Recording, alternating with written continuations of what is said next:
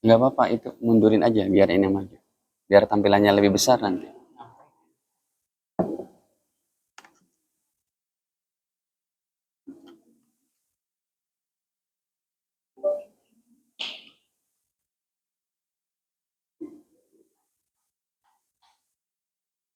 Ya,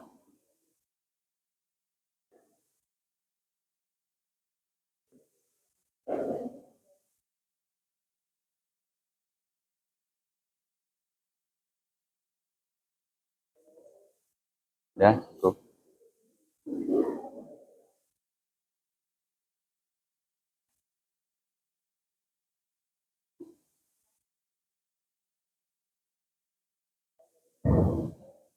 Cek.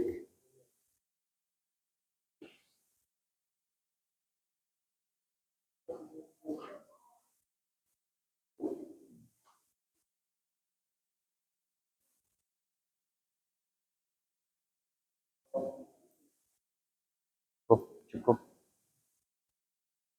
Ya.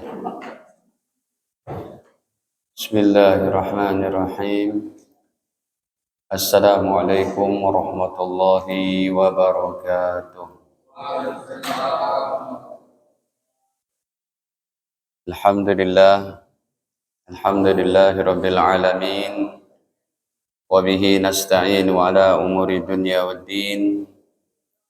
Wassalatu wassalamu ala asyrafil anbiya'i wal mursalin.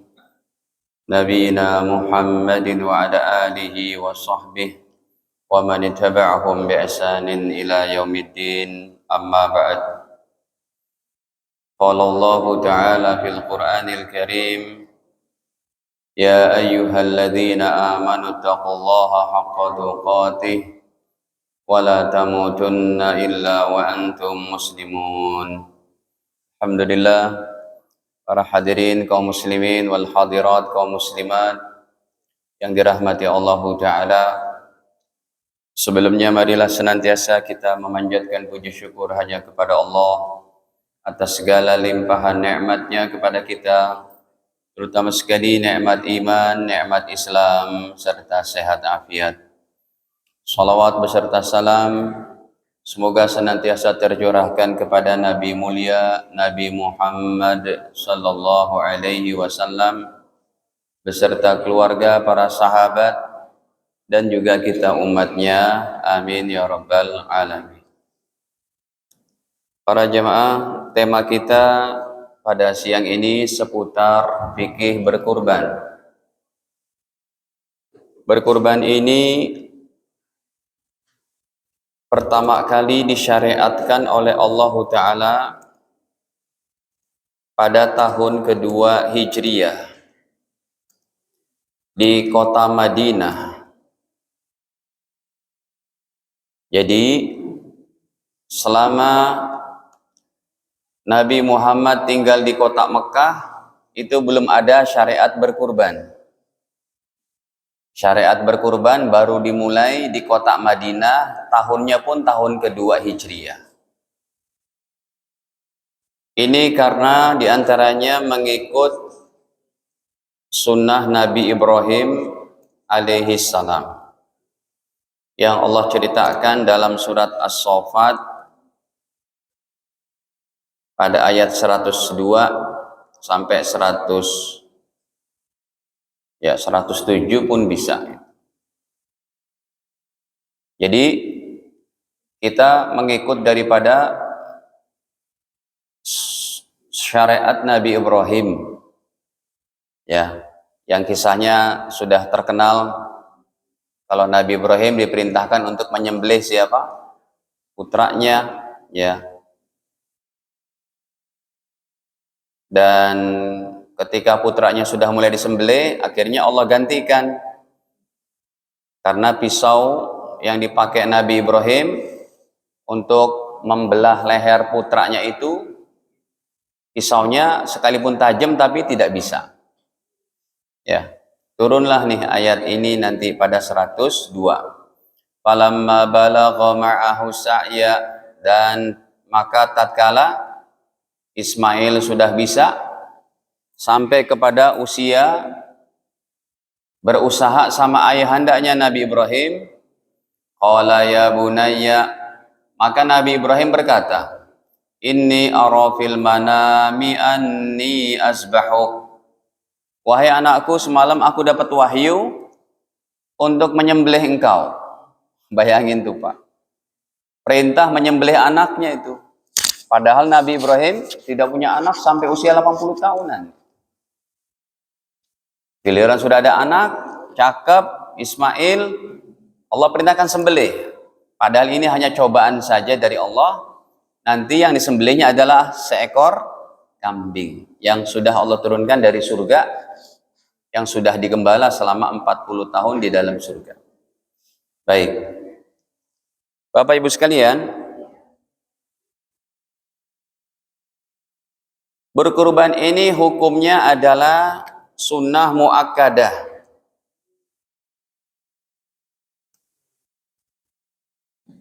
Ya, sunnah muakkadah bagi orang Islam yang mampu. Kategori mampu itu, yang paling gampang kategori mampu adalah punya rumah dan mobil. Yang paling gampang dia itu. Ya. Punya rumah, mobil, biasanya dia orang-orang seperti ini yang ada rumah dan mobil, ada uang lebih lah, di atas 3.500.000 untuk beli kambing. Atau harga 3 juta. Nah, kalau ada orang yang mampu seperti ini tidak berkurban, memang tidak dosa besar. Tapi dimarahi oleh Nabi, kamu nggak usah ikut sholat Idul Adha. Kenapa? Rumah ada, mobil ada. Ini kalau rumah dan mobil ada, paling tidak dia punya 3 juta rupiah, bisa beli satu kambing atau patungan sapi. Baik, kita buka dulu hadisnya. Hadis ini riwayat daripada Imam Imam Ahmad, Imam yang 5, Imam Hakim juga meriwayatkan. Qala Rasulullah sallallahu alaihi wasallam, Rasul bersabda, man kana lahu sa'atun, siapa yang memiliki keleluasaan rezeki, tetapi walam yudahi, dia tidak berkurban, maka kata Rasul, fala yaqrabanna musallana, maka janganlah ia mendekati tempat sholat kita. Jadi memang ancamannya tidak dosa besar, karena hukumnya sunnah muakkadah. Hanya saja diancam oleh Nabi, kamu mampu tapi tidak berkurban, udah mendingan kamu tidak usah ikut sholat Idul Adha sama umat Islam. Dia ancamannya memang tidak ada ancaman neraka, bukan ancaman berdosa, bukan ancaman laknat, tetapi ancamannya kamu nggak usah ikutlah sholat Idul Adha. Kenapa? Kamu mampu tapi tidak berkurban. Baik, hadirin para jamaah dirahmati Allah, berkurban ini keutamaannya sangat hebat, ya. Di antaranya bahwa yang pertama adalah darah sebelum jatuh ke tanah sudah sampai kepada ridho Allah dan pengampunan dosa untuk orang yang berkurban.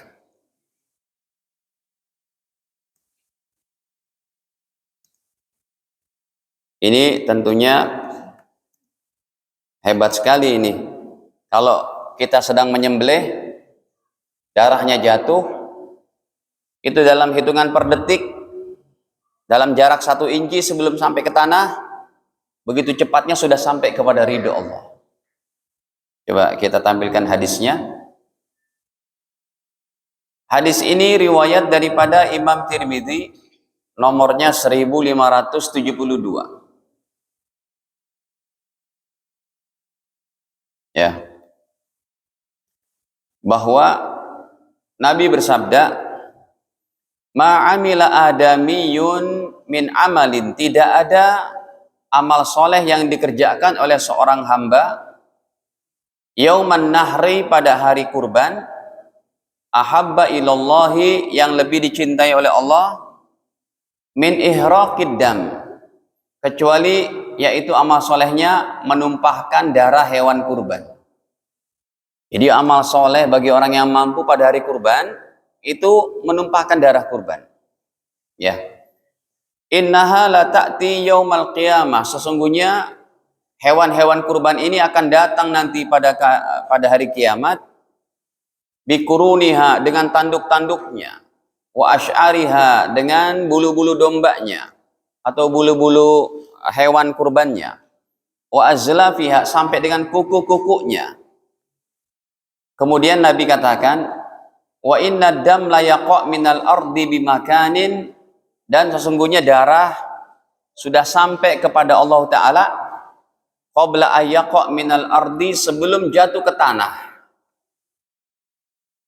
Jadi darah sebelum jatuh ke tanah itu sudah sampai kepada ridho Allah Ta'ala. Fatibu biha nafsa, maka menjadi baiklah rohani orang-orang yang berkorban ini. Kalau dalam riwayat yang lain hadirin, bahkan satu bulu itu jadi satu pahala. Kira-kira Bapak Ibu ada yang pernah ngitung nggak bulu kambing berapa, Pak? Pernah? Pernah, Dek? Hitung bulu kambing? Itu bulu kambing ada berapa, maka bulu-bulunya jadi satu pahala. Makanya jangan salah tuh dalam menyembelih kurbannya. Kalau salah nggak jadi pahala kurban.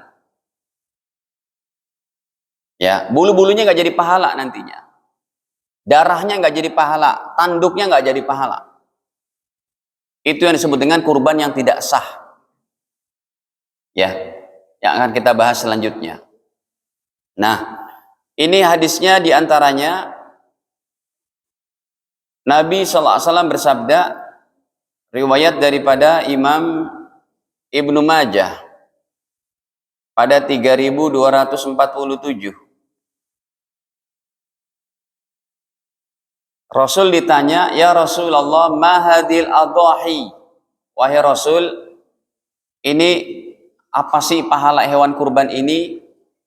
Qala, Nabi bersabda, sunnatu abikum Ibrahim, ini adalah merupakan sunnah kakek kalian baginda Ibrahim. Nah, para sahabat bertanya lagi tuh, fama lana fiha ya Rasulullah, pahalanya apa sih ya Rasul? Pahala kurban itu apa? Qala, Nabi menjawab, bikulli sya'ratin hasanah, setiap satu bulunya satu pahala. Nah, ini tentunya pahala yang begitu hebat, jangan disia-siakan bagi kita yang mampu. Ya. Qalu, para sahabat bertanya lagi, fasufu, bagaimana dengan bulu domba? Ya Rasulullah, wahai Rasul. Qala, Nabi menjawab, bikulli sya'ratin minasub hasanah, setiap satu bulu dombanya pun satu pahala.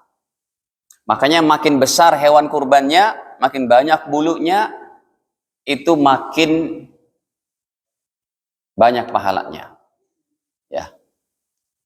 Baik. Nah, hadirin para jamaah yang dirahmati Allah, sekarang begini. Ini kurban sudah kita sebutkan bahwa hukumnya sunnah muakkadah, ya. Dan kurban itu dalam fikihnya adalah hewan-hewan yang boleh disembelih, di antaranya kambing, sapi, kerbau, dan onta. Kuda aja tidak termasuk nih. Kuda tidak dianjurkan untuk dikurbankan. Kenapa? Karena dia akan dipakai untuk perjuangan akhir zaman itu. Jadi tidak disyariatkan untuk menyembelih kuda. Nah, hadirin, ini hewan kurban yang boleh disembelih. Kalau kerbau ya kategori sapi. Hanya saja kurban itu harus dipahami bahwa minimal satu kambing satu jiwa. Satu kambing ini tidak bisa untuk satu keluarga. Ya. Jadi satu kambing ini satu jiwa. Nanti yang satu jiwanya dia niatkan untuk sekeluarga. Nah, kalau itu boleh. Ya. Jadi satu kambing satu jiwa, yang satu jiwa nanti kepala keluarganya niatin untuk sekeluarga pahalanya. Ini berarti penyertaan pahala. Karena kambing itu tidak boleh lebih dari satu jiwa. Ya. Contohnya Nabi mencontohkan satu kambing, ketika beliau menyembelih hanya satu kambing, beliau baca doanya seperti ini. Ya. Ini diantaranya hadis Nabi Muhammad berkurban dengan seekor kambing. Maka beliau berdoa, Bismillah ya Allah dengan namamu. Allahumma taqabbal min Muhammadin. Satu orang dulu. Ya Allah terimalah kurban ini dari saya. Satu jiwa. Ya. Nanti wa ali Muhammadin, dan pahalanya untuk keluarga Muhammad. Jadi penyertaan pahala. Kambing tidak bisa untuk patungan. Kambing tidak bisa untuk sekeluarga. Anda nyembelih kambing nih. Ya Allah terimalah kambing ini sekeluarga. Tidak bisa, tapi harus satu jiwa. Nah, satu jiwanya itu boleh menyertakan ke keluarga. Baik. Sekarang contoh begini hadirin. Contoh kambing yang tidak sah dikorbankan. Ada satu sekolah, katakanlah kelas 4. Siswanya ada 40 orang. Gurunya mengajarkan untuk pengajaran berkurban. Satu siswa diminta 100.000. Maka terkumpul berapa? 4 juta. 4 juta dapat kambing nggak?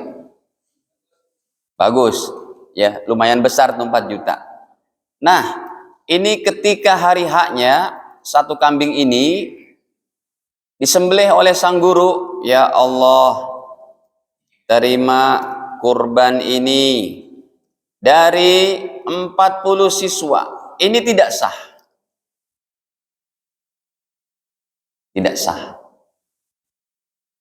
Atau kita lah Pak, kita yang ada di pengajian ini, 1, 2, 3, 4, 5, 6, 7, 8, 9, 10, 11, 12, 13, 14, 15, ada 25 orang, masing-masing kita patungan 1 juta, dapat satu sapi 1 juta, dapat satu sapi 25 juta, kita sembelih, ya Allah terimalah kurban ini dari kami 25 orang, tidak sah. Jadi kasus ini bagaimana? Ketika ada guru mengumpulkan dana dari siswanya 40 orang, satu orang 100.000, dapatlah 4 juta. Dia baca niatnya, ya Allah terima kurban ini dari 40 siswa, itu tidak sah. Makanya satu kambing ini harus diniatin dari satu orang dulu. Nah, kita kasih tahu caranya. Silakan atas nama guru itu sendiri, atau silakan atas nama, kalau memang gurunya sudah berkurban, silakan atas nama penjaga sekolah atau orang yang mustahik. Ya udah, kita kasih itu ke penjaga sekolah. Ya, nanti penjaga sekolah ini tinggal dia niatin deh pas mau disembelihnya, ya Allah terimalah kurban ini dari saya dan pahalanya untuk 40 siswa atau dan 40 siswa. Nah, ini kategorinya satu orang. Penyertaan pahala mah boleh berapa saja. Ya Allah, terimalah kurban ini dari saya dan 40 siswa. Begitu. Jadi kalau diniatin pas nyembelihnya, ya Allah, terimalah kurban ini dari 40 siswa, itu tidak sah. Baik. Kemudian sapi, hadirin. Sapi diizinkan oleh Nabi patungan 7 orang.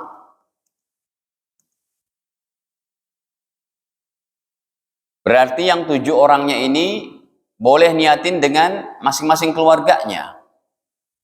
Contohnya apa? Ya, contohnya si A, saya dan keluarga, gitu. Terus si B dan keluarga. Begitu terus sampai 7 orang patungan. Katakanlah satu orang 3 juta, 4 jutaan, ya, dan keluarga. Terus sampai 7 orang. Nah, ini sah seperti itu. Ya. Kemudian hadirin, kemudian bagaimana pembagian daging kurban? Kalau kurban itu, ya, pembagian daging ini ada 2 nanti. Yang pertama adalah kurban sunnah. Makanya hadirin, ketika Anda beli kambing, itu ucapkan, ya, saya mau beli kurban sunnah.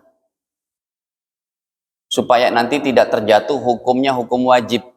Contohnya Anda datang ke tukang kurban, Anda bilang, nih kurban saya nih.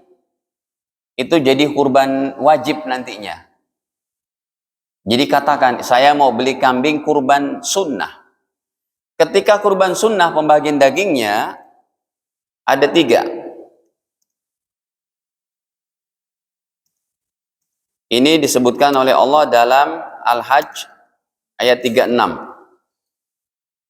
Ya, yang pertama Allah katakan wa kulu minha. Ya, yang pertama si pengurban boleh makan dagingnya.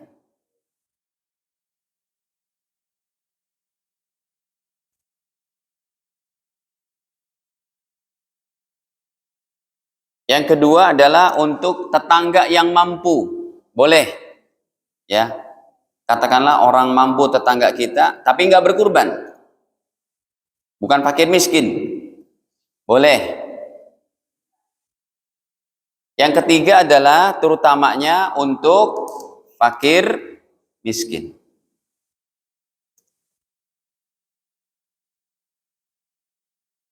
Tuh. Ya. Coba kita buka nih ayatnya. Wal budna ja'alnaha lakum min sya'airillah lakum fiha khair fadhkuru smallahi 'alaiha shawaf fa idza wajabat junubuha fakulu minha. Dan onta-onta ja'alnaha lakum, onta sapi kambing, ja'alnaha lakum min sya'airillah, kami jadikan sebagai syiar agama Allah. Lakum fiha khair, di dalamnya banyak kebaikannya. Fadhkuru smallahi 'alaiha shawaf, maka baca bismillah ketika nyembelihnya sambil berdiri. Karena onta sunahnya disembelih berdiri. Sedangkan sapi kambing direbahkan. Fa idza wajabat junubuha, apabila hewan kurbannya udah mati, udah jatuh rebah, silakan tuh kata Allah, fakulu minha. Bapak Ibu kalau berkorban boleh ambil tuh dagingnya. Bagiannya ambil, 1/3 atau 1/4-nya. Wa at'imul qani', boleh kasih makan tetangga yang mampu. Al-qani'. Yang ketiga, wal mu'tar, dan peminta-minta atau pengemis atau fakir miskin. Jadi ini kalau kurban sunnah. Tapi kalau kurbannya kurban nazar, yang kedua, kurbannya kurban nazar atau kurban untuk mayit, ya, maka ini hati-hati. Kurban nazar jadi wajib, kurban untuk mayit ini dagingnya tidak boleh dimakan sama yang beli hewan.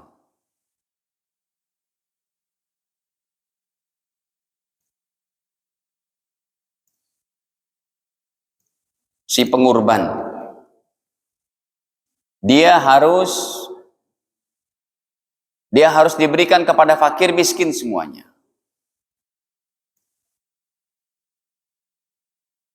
Untuk mustahik semuanya. Tuh, hati-hati tuh. Ya, kalau Bapak Ibu nanti berkurban, dikasih ke masjid, bilang sama DKM-nya, Pak, ini kurban untuk mayit. Supaya tidak dagingnya tercampur dengan daging yang lain, lalu dibagikan ke warga merata. Ya, itu tidak boleh, haram. Jadi kalau daging kurban untuk nazar, kurban untuk mayit, semuanya untuk orang fakir miskin. Nih saya bawakan nih. Kurban untuk mayit boleh tidak? Hadirin, kurban untuk mayit, mazhab Imam Syafi'i memang menyatakan harus ada syarat wasiat. Syarat wasiat dari mayit sebelum meninggalnya. Ya. Yang kedua adalah mazhab Imam Hanafi, Maliki, dan Hambali. Ini membolehkan tanpa ada syarat apapun.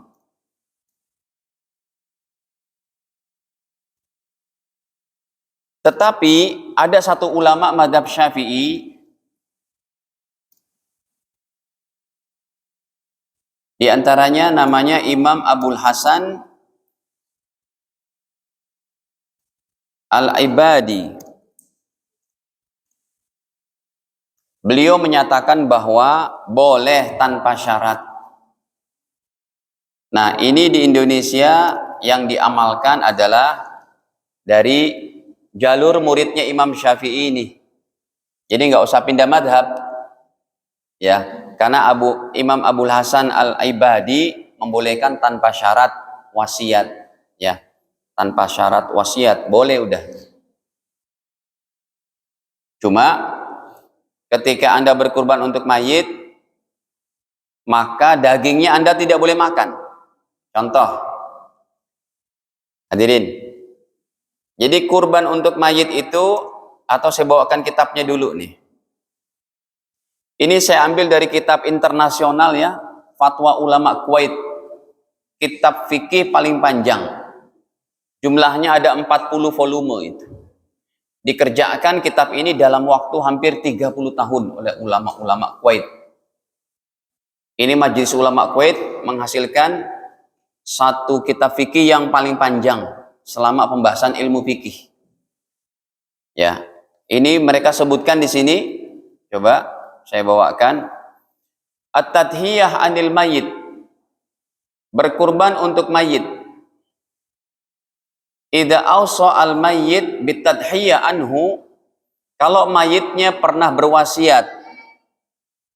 Nah, kalau bapak meninggal, kamu kan orang kaya, tolong ya nak, setiap tahun bapak dihadiahi kurban. Bapaknya sebelum meninggal pernah wasiat. Maka para ulama itu jaza bil ittifaq. Boleh. 4 madzhab boleh tuh kalau diwasiatkan. Nah, wa amma idza lam yusi, adapun kalau mayitnya tidak pernah berwasiat sedikit pun biha untuk dikurbankan. Tetapi fa aradal waris, ahli warisnya, anak-anaknya ada inisiatif ayyudhhiya anhu, mau berkurban untuk mayit, min mali nafsihi, dari hartanya dia. Maka lihat, pada habal Hanafiyah, mazhab ulama Hanafi, Maliki, Hambali, ya, ila jawazi tadhiyah anhu, membolehkan. Ya, ditambah tadi dari jalur muridnya Imam Syafi'i, Imam Abul Hasan Al-Ibadi, ya, beliau katakan tetap boleh. Emang ini terjadi perbedaan pendapat. Boleh kita mengikuti pendapat dari beberapa imam madhab ini. Cuma nanti begini, kurban untuk mayit itu ada 2. Kalau Anda mau makan dagingnya juga, caranya begini.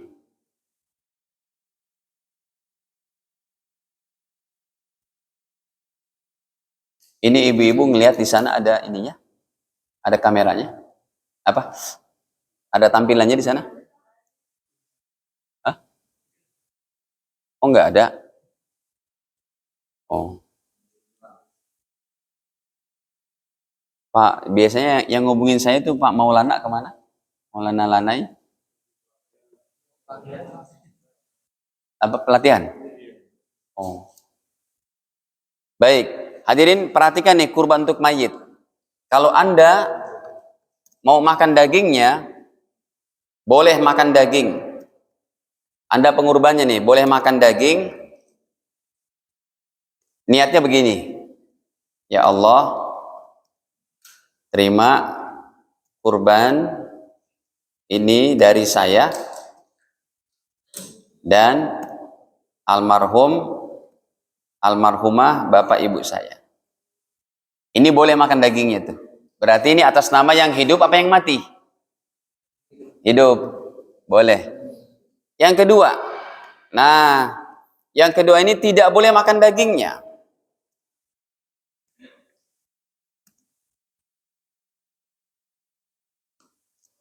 Kalau Anda niatin, Anda beli kambing, langsung untuk orang tua. Ya Allah, terima kurban ini dari almarhum. Dan satu kambing, satu almarhum saja tuh, tidak boleh dua. Ya Allah, terima kurban ini dari almarhum. Maka ini hanya untuk mayit, atas nama mayit, itu Anda tidak boleh ikut makan dagingnya. Semuanya untuk apa? Fakir miskin. Kenapa ulama ahli fikih membahas masalah begini? Karena kalau diniatin untuk mayit, kurban untuk mayit, itu berarti sudah menjadi hak mayit semua. Kalau Anda mau ikut makan, maka harus minta izin sama mayit. Minta izinnya gimana? Ya, seperti itu dibahas oleh para ulama ahli fikihnya. Baik.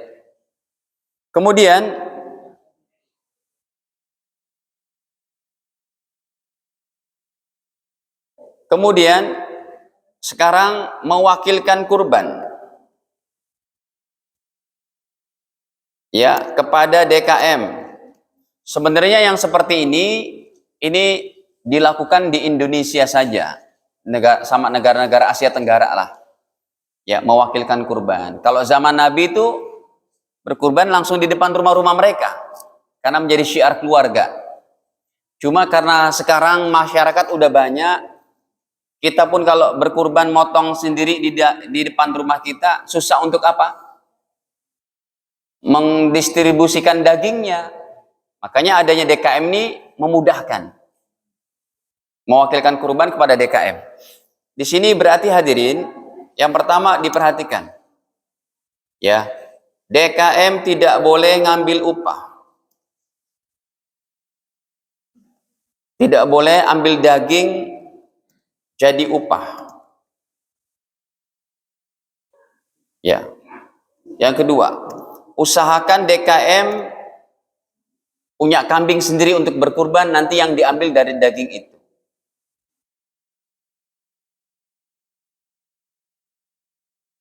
Yang ketiga, DKM tidak boleh membayar tukang potongnya pakai hewan kurban.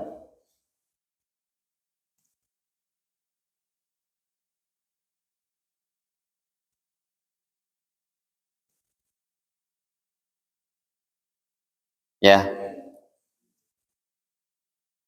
Contoh, kurban ada, ini masjid apa namanya? Masjid Thoriqul Jannah ada 10 sapi berkurban, sumpamanya. Ada 20 kambing. Anda tidak mampu tuh berkurban, tidak mampu menyembelih, nggak ngerti caranya. Sewa orang. Sewa Pak Haji yang pinter. Usahakan ya Pak, kita nyari orang pengurban itu nanti yang untuk motong, tukang jagalnya, jangan orang yang tidak sholat. bisa tidak sah kurbannya itu. Kalau menurut Imam Hambali, orang yang nggak sholat jadi tukang jagal itu tidak sah. Kalau kita makruh kelas berat, ya.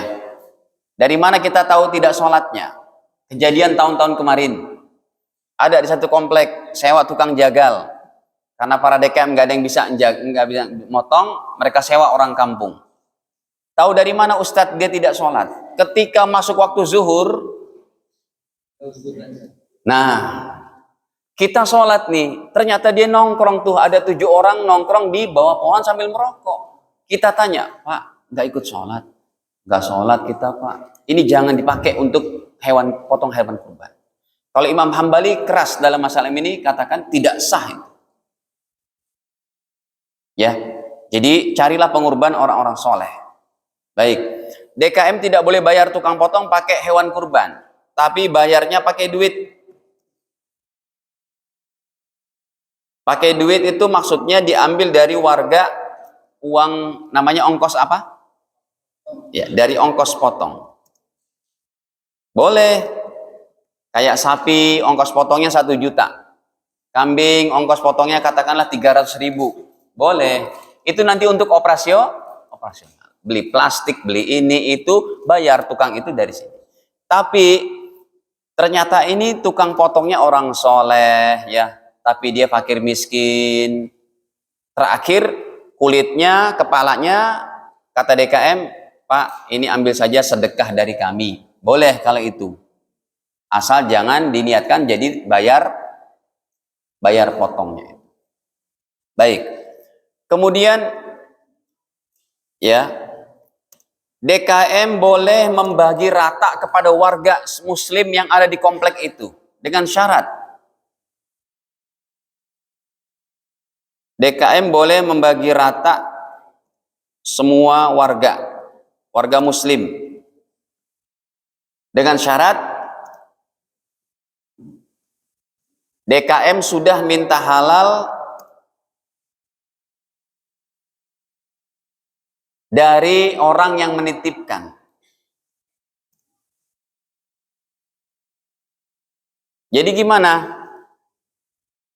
Orang yang menitipkan. Jadi setiap ada warga yang datang bawa hewannya, DKM bilang, Pak, nanti setelah jatah Anda dapat, tolong dihalalkan, kita mau bagi rata nih. Ada nih tetangga punya mobil, punya rumah, orang Islam, enggak berkurban, boleh dikasih. Asal sudah minta halal. Nah, berarti nanti ada DKM tuh. DKM juga yang pengurusnya, dia enggak berkurban. Boleh enggak dikasih? Boleh, kalau sudah minta halal. Ada loh Pak kasus begini. Kasus, ya. 1 orang motong sapi. Ada 1 orang ngasih juga ke masjid itu kambing. Tapi dia nggak biasa makan kambing. Katanya darah tinggi atau gimana gitu. Akhirnya dia minta sama pemiliknya nih, Pak, boleh nggak Pak jatah saya minta dari daging sapi? Diizinkan, silakan Pak. Ambil sekilo, kayak 1,5 kilo gitu. Boleh. Tapi jangan main ambil-ambil aja tuh tanpa minta izin. Sebab daging sapi kalau tidak diizinkan oleh jamaah yang memberikan kurbannya ke masjid, itu harus semuanya untuk mustahik para fakir miskin. Makanya DKM boleh membagi rata sama warga yang mampu, asal DKM ketika mereka menyerahkan, DKM bilang, atau tertera di situ dituliskan, Pak, NB, Bapak Ibu para mudhohi, para pengurban, kalau Anda nanti sudah dapat jatahnya 1/3 atau 1/4, mohon dihalalkan, kita akan bagi rata. Boleh kalau itu. Jadi guyup kan warga. Karena bukan kurban wajib. Kalau bukan kurban wajib, Allah katakan boleh kita bagi tetangga yang mampu. Asal syaratnya minta izin sama orang yang Dah, sekarang begini, perusahaan. Ingat nih Bapak Ibu, saya pernah menangani masalah-masalah kayak begini. Ya. Bagaimana Ustadz perusahaan yang pakai uang CSR itu? Dari dana, kan ada tuh dana CSR. Kita dulu menyelesaikan masalah kasus di PT Astra. Contohnya itu. Dulu lah. Jadi mereka beli 3 sapi ini. 3 sapi akhirnya disembelih. Ya Allah, terimalah kurban ini dari PT Astra. Maka ini tidak sah.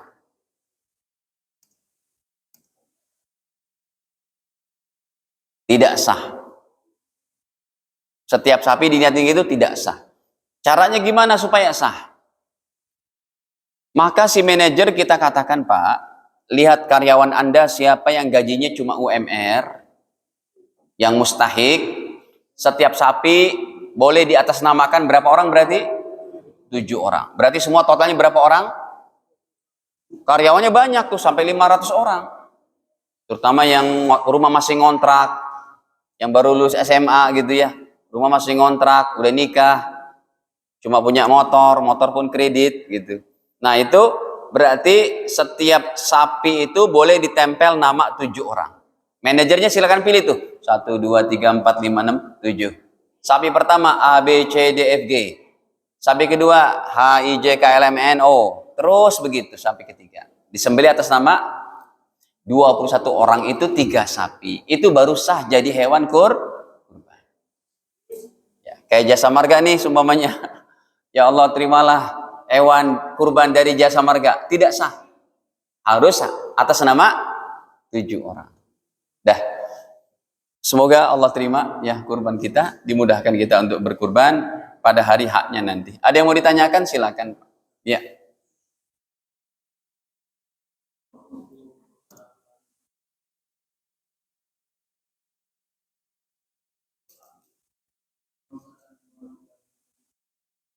Hewan kurbannya apa? Hewan kurban betina tetap sah kalau umurnya sudah mencukupi, terutama kambing 2 tahun gitu ya. Jaranglah kita 1 tahun, 1 tahun masih kecil. Tapi memang kurban dengan betina itu tidak, dengan kambing betina, sapi betina tidak dianjurkan. Hikmahnya apa? Kalau dianjurkan pakai sapi betina, tahun depan nggak ada lagi hewan yang melahirkan itu untuk dikurban. Tetap sah. Contohnya kasusnya gimana? Bapak di kampung punya 40 ekor kambing, semuanya betina. Saya nggak mau keluar duit nih Ustadz. Saya ambil aja 1 nih, bawa ke masjid, Pak, ini kurban saya. Nitip, ini ongkosnya nih 300.000. Bapak punya berapa? 40, betina semua, sumpamanya. Anda ambil 1, nggak mau keluar duit kan? Sah. Tapi tidak dianjur, tetap sah. Afdolnya tetap apa?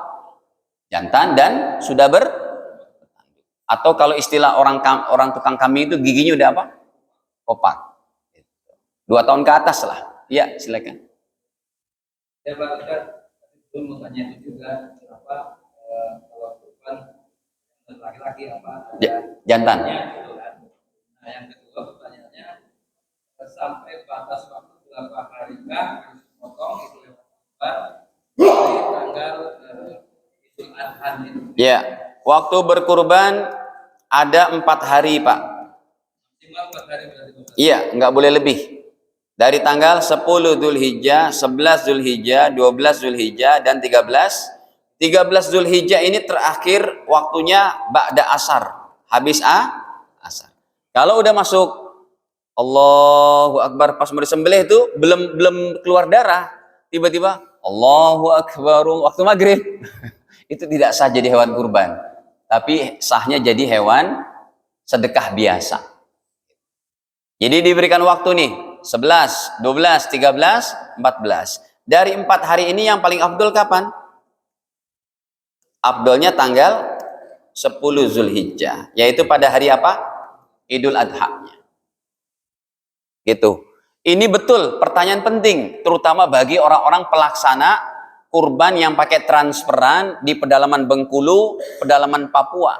Kasusnya gini, mereka anggotanya itu ada 10 orang.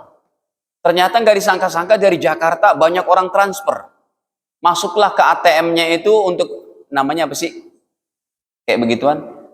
Yang usaha di pedalaman tuh, berkurban di pedalaman, mereka yang ngurusin tuh, namanya apa tuh? Ya kurban di pedalaman lah gitu ya. 10 orang yang ngurusin nih. Ternyata uang masuk 1 miliar. Lalu mereka kecapean tuh, nggak cukup waktu untuk menyembelih semua kambingnya itu. Akhirnya disembelih tanggal 15. Ini haram hukumnya. Bukan kurban lagi. Dan berdosa si panitianya itu.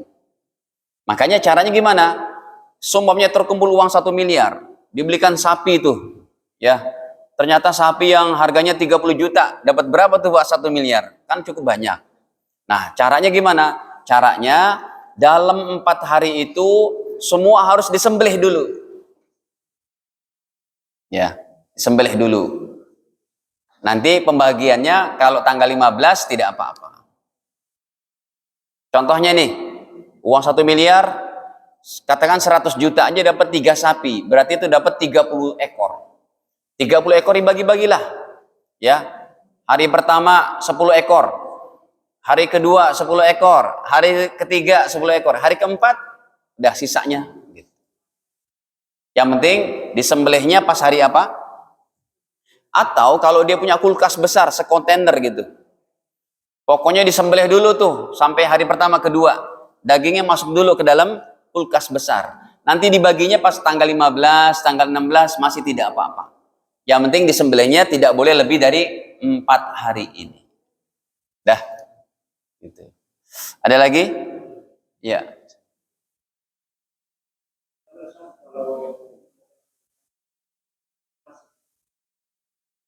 Kurban dikemas seperti dibuat kornet. Ya, kurban dibuat kornet ini tetap sah dengan syarat ada sebagian kecil 1/4 dagingnya harus dibagi dengan mentah. Karena syarat berkurban tidak seperti akikah. Kalau akikah memang sunahnya dimatengin, udah dimasak. Tapi kalau kurban semuanya dimasak tidak sah. Jadi caranya gimana? Teman-teman kita nih yang jadi panitia kurban di Palestina kan perlu dikornet tuh Pak, betul? Nah caranya daging hewan udah terkumpul, udah disembelih, ambil Pak 1/4 dari nilai semuanya dibagikan ke fakir miskin secara mentah. Orang Indonesia aja kan. Nah udah itu gugur kewajibannya, syaratnya, baru deh masukin ke pabrik, bungkus-bungkus kirim ke Palestina. Gitu. Atau bisa juga kita transfer duitnya ke para penyelenggara di Palestina. Tapi kesian juga Pak mereka ya. Dalam keadaan dia mau motong, bomnya datang pula. Karena bomnya sekarang kan ditumpahkan ke tempat apa? Pengungsian-pengungsian yang tidak bersalah mereka. Yang tidak tahu menahu orang-orang sipil, itu kesian. Ya. Allah bantulah mereka ya Allah. Nggak tega juga. Baik, cukup? Ya, ada lagi.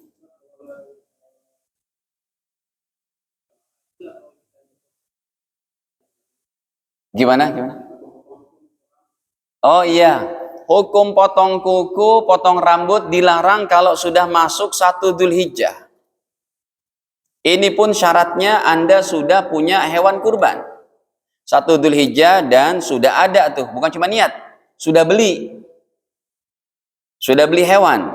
Nah, saat itu Anda dilarang untuk potong rambut, potong kumis, potong bulu, bulu ini, bulu itu, potong kuku, tidak boleh. Sampai hewannya disembelih.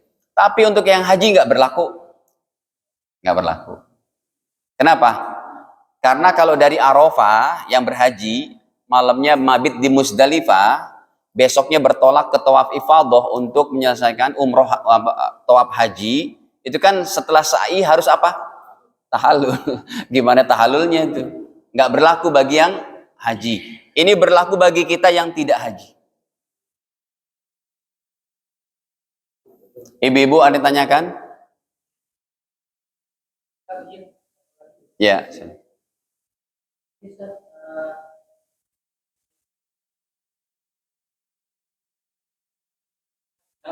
Dam.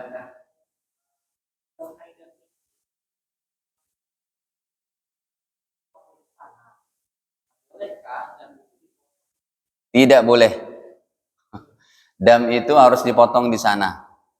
Nanti dibagikan ke fakir miskin di sana. Ya. Syaratnya itu dam itu dipotongnya di Mekah. Kecuali kalau Bapak nggak mau bayar dam. Dam yang kena ini hanya haji tamattu. Ya, tidak bayar dam. Bayar dam itu artinya sembelih seekor kambing. Kalau Anda tidak mau bayar dam, laksanakan puasa 3 hari di Mekah, 7 hari di Indonesia. Itu kalau tidak mau bayar dam. Mungkin kasusnya kayak saya dulu. Kita berhaji lagi mahasiswa di Timur Tengah. Kan kita perlu duit tuh untuk melanjutkan S2, S3 kita. Sayang kan Pak, waktu itu bayar kambing bisa 100-200 dolar, US dollar. Sayang tuh. Ya kita kan biasa puasa Pak. Ya udah, kita nggak bayar dam, haji tamattu kita, cuma kita puasa 3 hari di Mekah dan 7 hari kita kembali ke kampus-kampus kita. Gitu. Tapi boleh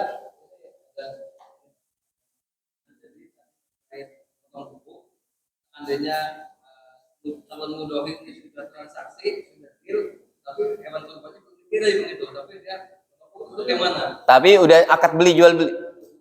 Cuma hewannya udah di sana.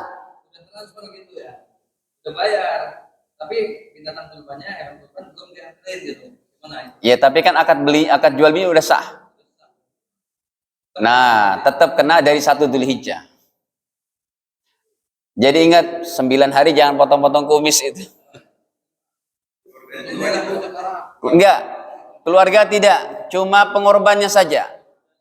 Ingat, cuma mudohinya saja. Kepala keluarganya aja. Anak istrinya enggak wajib, enggak mesti itu. Pada saat dia belum tahu masih nggak apa-apa kali ya, belum tahu nih. Iya nggak apa-apa, belum tahu. Tahun ini kan 1 Dzulhijjah hari Sabtu nih. Ya, 1 Dzulhijjah hari Sabtu. Nah, Anda sudah tahu kalau tidak mau terkena hukum cukur-cukur nanti transfernya pas tanggal 7 gitu. Jadi cuma 3 hari aja tuh. Jadi belum Betul, belum akad. Yang DP aja sudah mesti tuh. Ada nih, iya, kan DKM DP tuh ke langsung peternakan di Subang. DP nih Pak, dari masjid kami ada 10 sapi DP, 10 juta atau 20 juta. Itu udah jual beli tuh. Tinggal dikirim aja nanti. Nah, kalau udah begitu 1 Dzulhijjah tuh, jangan potong-potong apapun. Iya, Ibu, kenapa?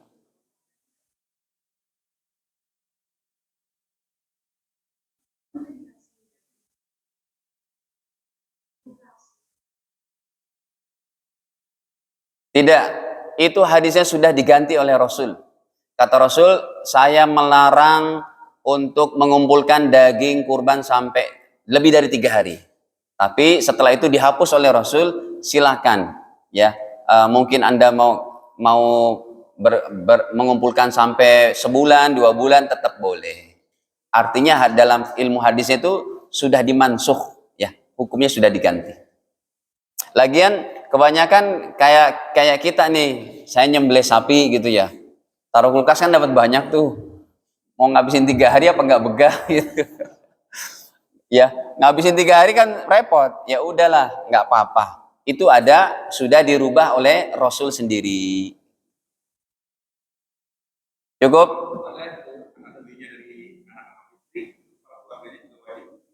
Gimana? Kalau yang diniatin korban istri dan anak ada 2 kambing, berarti istri dan anak aja yang tidak potong-potong. Enggak, karena bukan atas nama dia kan. Pokoknya yang tidak mencukur atas nama orang yang berkurban. Kalau mayit Ustadz, mayit gimana cukurnya? Mayit kan udah meninggal.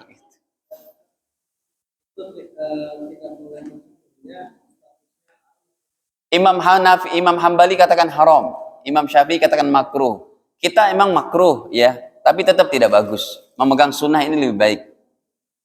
Untuk kehati-hatian, ya, untuk berjaga-jaga. Demikian dapat kami sampaikan, kekurangan dimaafkan, dan kita akhiri saja dengan kafarah majelis. Subhanakallahumma bihamdik, asyhadu an la ilaha illa anta astaghfiruka wa atubu ilaik. Wassalamualaikum warahmatullahi wabarakatuh.